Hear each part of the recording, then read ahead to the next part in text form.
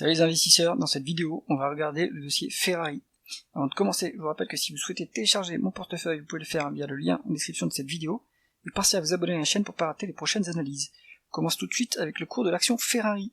Donc Ferrari, c'est une scission de l'entreprise Fiat, et on voit que depuis cette introduction en bourse, le cours a fait plus de x16. Donc c'est énorme. Est-ce qu'il reste du potentiel? On va regarder ça tout de suite. La croissance en médiane est de 10%, donc c'est élevé, mais c'est moyennement élevé.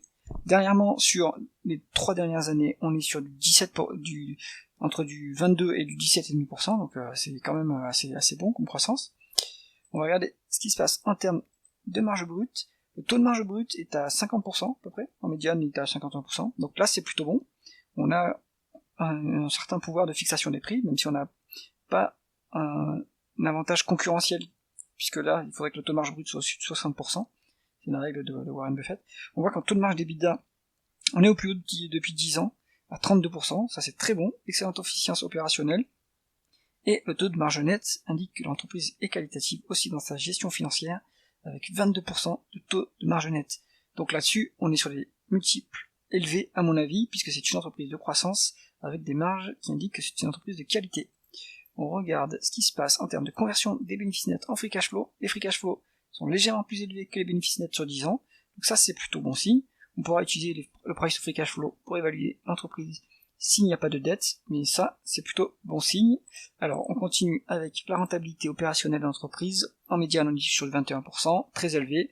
Dernièrement on est sur du 22%, donc ça c'est très très bon, c'est-à-dire que l'entreprise pourrait autofinancer de la croissance de 22% de croissance, donc elle n'a pas besoin de dette pour se développer, a priori. On va regarder ça.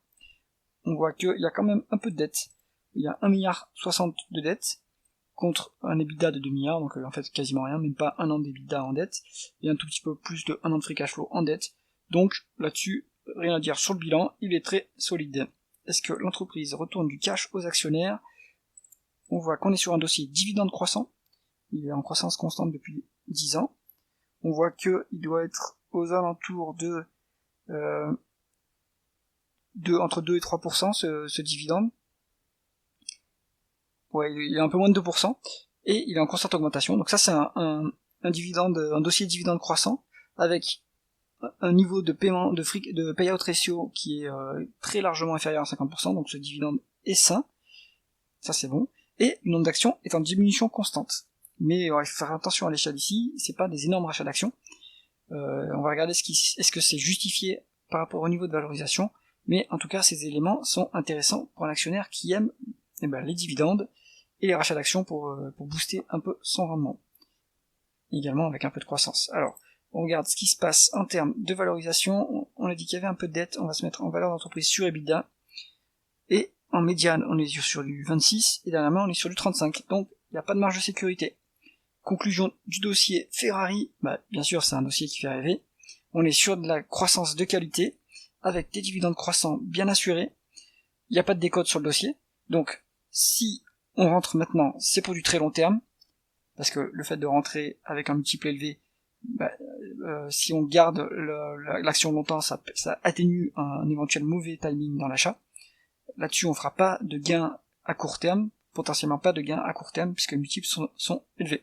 En tout cas, ça c'est ça place dans un portefeuille qualité croissance sans aucun problème. C'est tout pour cette analyse. Si vous avez aimé la vidéo, mettez un pouce vers le haut et pensez à vous abonner à la chaîne. À bientôt.